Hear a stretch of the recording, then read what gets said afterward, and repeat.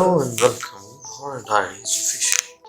Today, the story is about escape. Escape is the sad and haunting story of an abused child who dreams of getting away. My stepfather always hated me when my mother married him and he moved into our house. My life became a living hell. He found fault with every little thing I did and was constantly shouting at me and calling me names.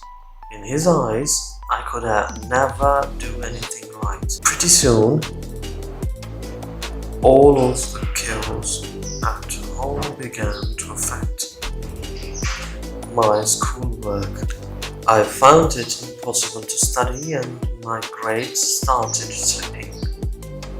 At the dinner table, I was so nervous that I hardly ate a thing. I gradually withdrew into myself and stopped hanging around with my friends. Things began to grow worse and worse. I became my stepfather's punching bag.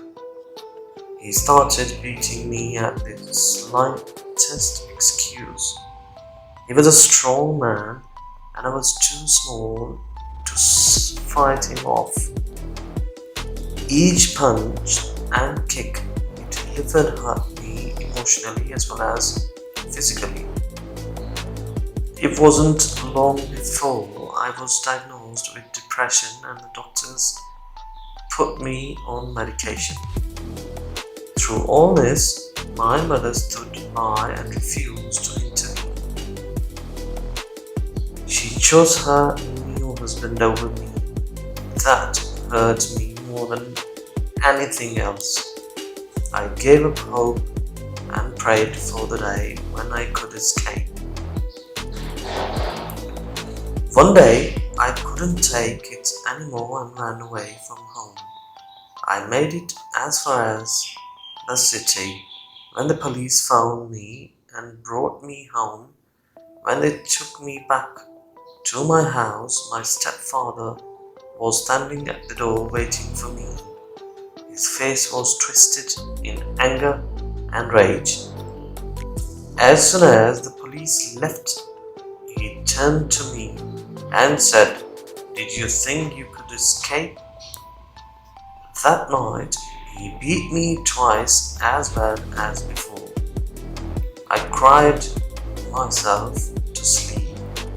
After that, the violence escalated. When he came home from work, I tried to avoid him, but it was no use. He began inventing excuses to beat me. I never understood how anyone could be so mean and cruel. It seemed like it was all a big game to him. Each time he hit me, I could see how much he was enjoying it. My body was covered in bruises and it hurt to breathe.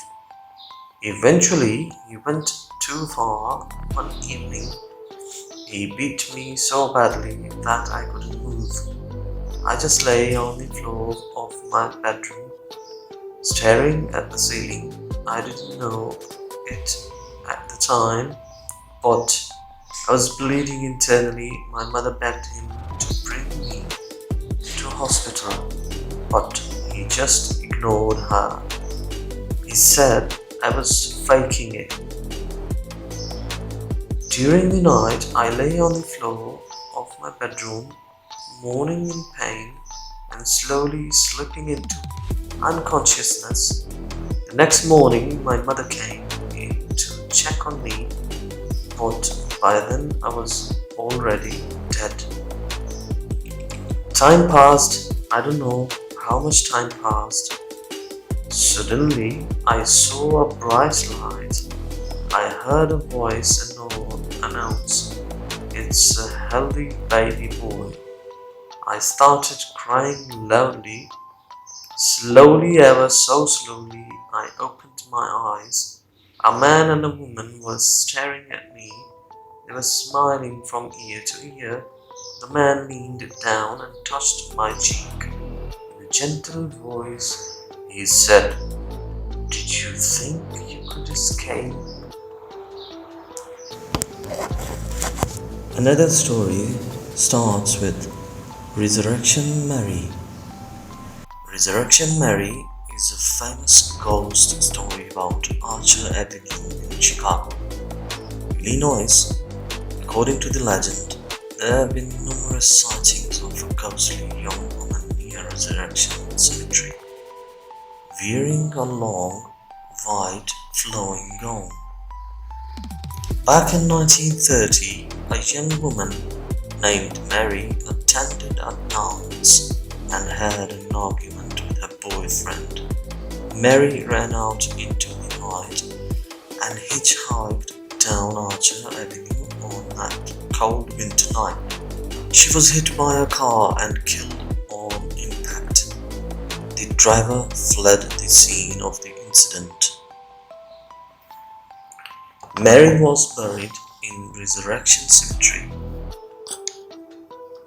and ever since then her ghost has been spotted walking down Archer Avenue, and also at the ballroom where she danced that fateful night. People who see Resurrection Mary say she's a young, blonde-haired, blue-eyed girl dressed in a long white ball gown and dancing shoes. Some drivers have actually stopped and let her into their cars. They say her skin is cold and clammy to touch. She always asks them to let her out at the cemetery gates and then suddenly disappears into thin air.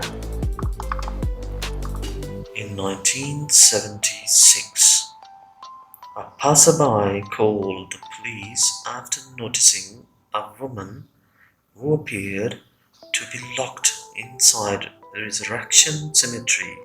When the police arrived, the woman was nowhere to be seen, but there was physical evidence that the bars on the gate were bent apart. Not only that, her ghostly handprints were embedded in the bars.